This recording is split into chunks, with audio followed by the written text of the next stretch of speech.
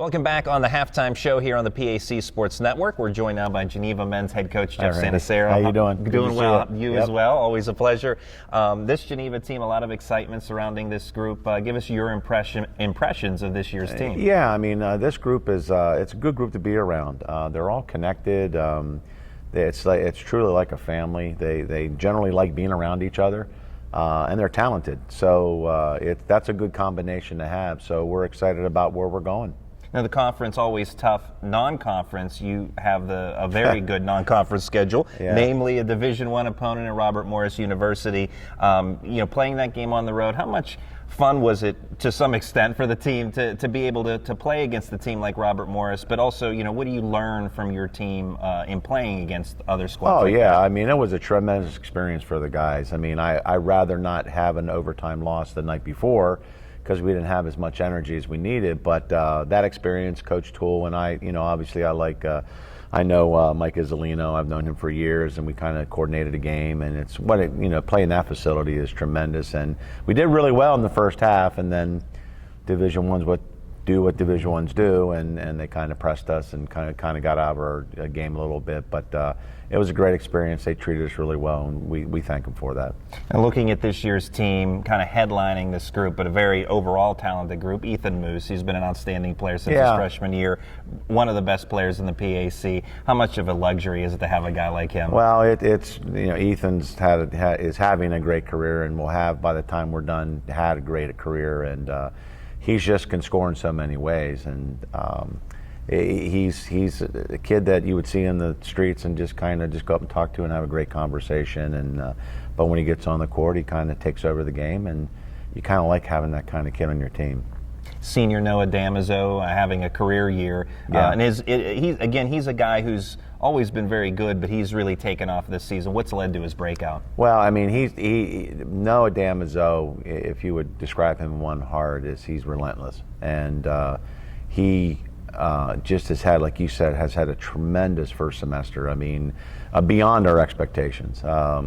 He's just scoring in so many ways. He's doing, different things that we've asked him to do, as far as getting the rim a little bit more and doing those things. So hopefully we'll be able to piggyback on his just his surge so far this year, and everybody else will be able to kind of elevate their game.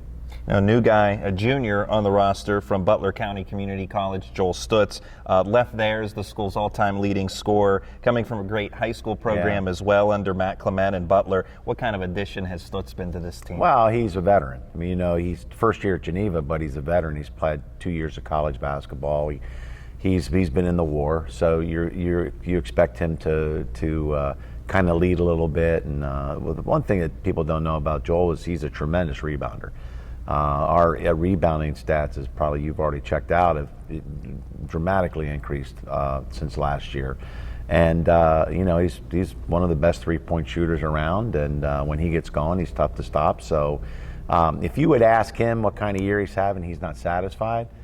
But I like that, because he's going to work hard, and he's going to be able to get the things he needs to get done.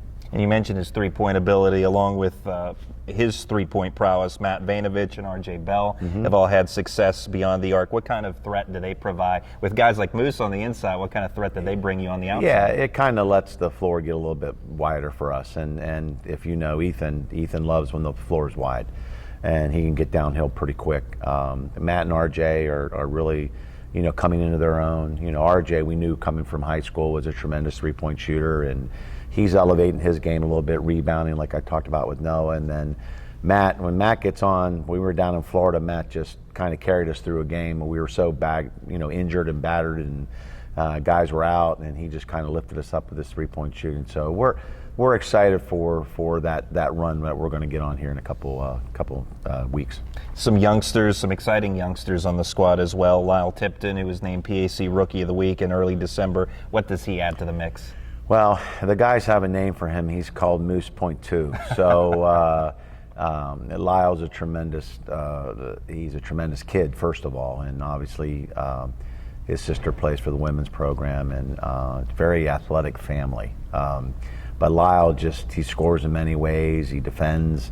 We're just excited to see where Lyle goes. Now, the only bad part about Lyle, is he backs up Moose. So we have to kind of find minutes for him, and we are. And when he does get in there, he does great job.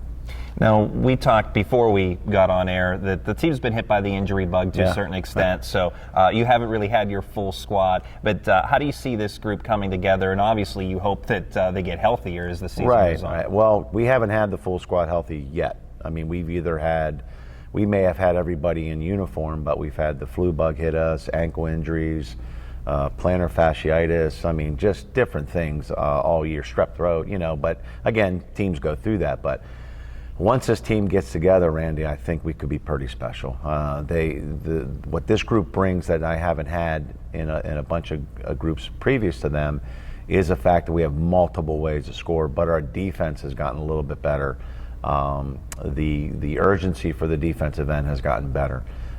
So that pleases me tremendously. And you're going to win the PAC. You're going to have to play defense. So hopefully we can do that as we get going. What do you see as some of the strengths of this team, and what does this group need to do to win a PAC title? Well, I think scoring. We can definitely score when we need to. I'd like to kind of balance the three-point shooting and the non-three-point shooting a little bit more. We had a discussion about that in practice the other day. But I think when we get on runs, we can sustain runs.